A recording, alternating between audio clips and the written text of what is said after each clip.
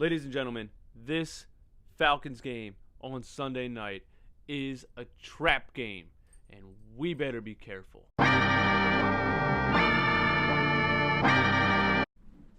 What is up, guys? My name is DJ Eastwood. This is Run It Back. Before I get into this video, if you have not joined the Run It Back Army yet, hit that subscribe button. Join the Run It Back Army. We talk nothing but Philly sports. What are you waiting for? Let's get into the video. Eagles-Falcons Sunday night. It's almost here. It's Friday. We are 2 days away from some Sunday night football on national TV. Last night's game was atrocious, terrible. Can't believe I watched it. One of the worst things I've ever seen. The Panthers and Buccaneers. I knew it was going to be trash. Why did I watch it? A quick take on that game. I've been saying Cam Newton's overrated for years now, man. Ever since, there was a game a couple years ago where they played the Eagles and we were beating them, and Cam Newton had a chance with 2 minutes left to drive his team down the field, and he just looked like he didn't care at all. He was just backing up in the pocket, heaving the ball out of bounds, just didn't even come close to completing a pass. It was one of the worst things I've ever seen, and I've been saying he's overrated ever since that. And he had a chance last night with under 2 minutes to drive his team down the field. And what did he do? Flopped again. Now, if Cam Newton being overrated isn't bad enough, he then comes to the podium dressed like Mrs. Doubtfire. You know what I'm saying? A head wrap on, dressed like somebody's grandma. Do you understand how pissed off Philly fans would be if our quarterback was stinking it up and then had the audacity to come to the podium dressed like somebody's grandma at Thanksgiving? Do you really understand how pissed off we would be? So listen, I feel for Carolina Panthers fans. Your quarterback, he's overrated, he's overpaid, he can't win anymore, and he's dressing and he's coming to the podium making your whole fan base look stupid. You feel me? So that game was trash. Let's get into the Atlanta Falcons Philadelphia Eagles game on Sunday night and why I think this is a trap game. This is a trap game because the Atlanta Falcons are overrated. They're always overrated, but they do have talent on offense, okay? They got Matt Ryan and Julio Jones. At the end of the day, no matter how bad they are, no matter how bad they perform, they have Matt Ryan and Julio Jones. And listen, if the Eagles come out and play the first half of this Falcons game the way that they played the first half of this Redskins game, which is how did they play? What's the word I'm looking for? Trash! They were trash the first half of that Redskins game. They were getting lit up by 89-year-old Vernon Davis. They couldn't tackle. They were getting burned down the field by any no-name receiver you could possibly think of.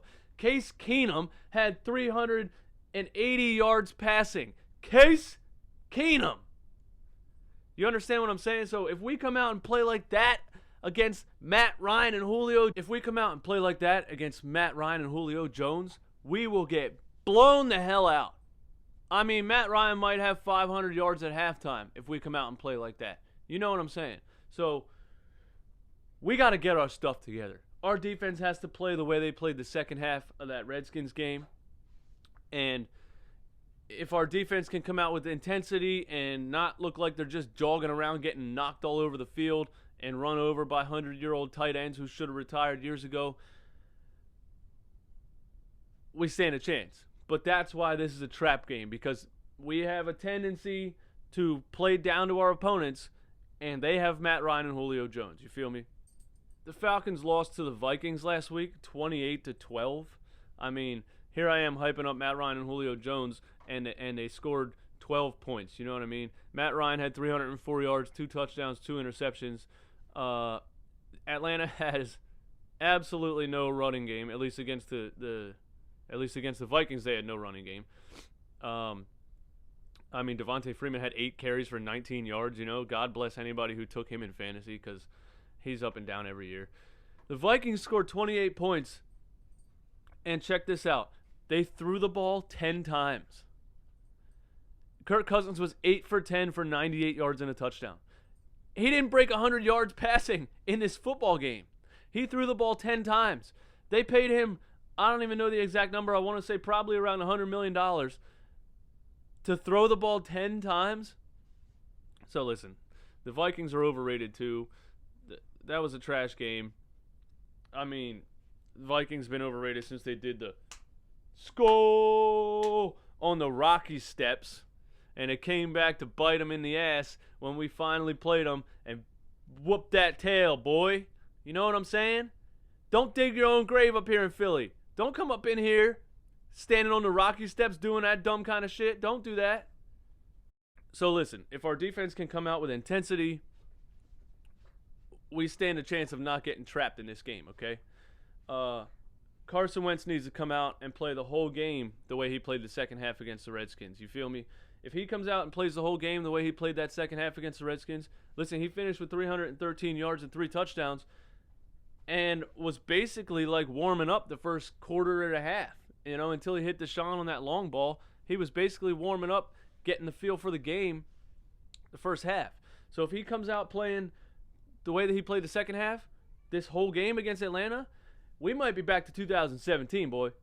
We might be back to putting up 51 points on people. You feel me? We might be back to when we put up 51 on the Cardinals that time. We put up 53 something on the Broncos when they were the best defense in the NFL at the time. We might be back to putting up those kind of numbers if this team can get everything gelling and clicking. You feel me? Another thing we need is we need the run game to step up. We need the run game to be better than it was against the Redskins because it wasn't great. The reason it wasn't great is because, A, and I say this and I feel like I'm going to say this in every video, Deuce Staley has no idea what he's doing.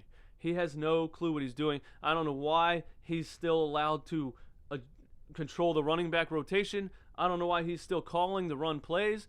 Doug Peterson needs to take that over and be like, listen, man, you're doing dumb things. We understand you're a legendary Philly running back, but that doesn't mean you know what you're doing. Get on out of here. Let me call the run plays. Because listen, Jordan Howard, Miles Sanders, thunder, lightning. You feel me?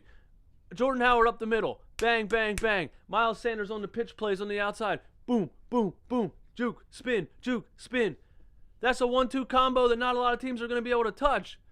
But instead, we're giving the ball to 39-year-old Darren Sproles. I don't want to go on another Darren Sproles rant, okay? I love the guy. He's one of my favorite players ever. He's a Philly legend. He's a legend at plenty of other teams. He's undersized, all that kind of stuff, the underdog mentality, all that stuff. But listen, he's done, man. He's done. We got a 24-year-old and a 22-year-old back there ready to take the ball up the field, and you're giving the ball to Darren Sproles. Man, just stop it, okay? Stop. So listen, we stand a chance at blowing out the Atlanta Falcons, to be serious. Like, I say it's a trap game because if we play dumb like we played against the Redskins, we're going to get our asses kicked. But we stand a chance at blowing them out if we play the way we're supposed to play and we're capable of playing. And we need to. We need to blow them out because that'll put a statement on everything. We're back. The Eagles are back. 2017 Carson Wentz is back. Nobody touching us.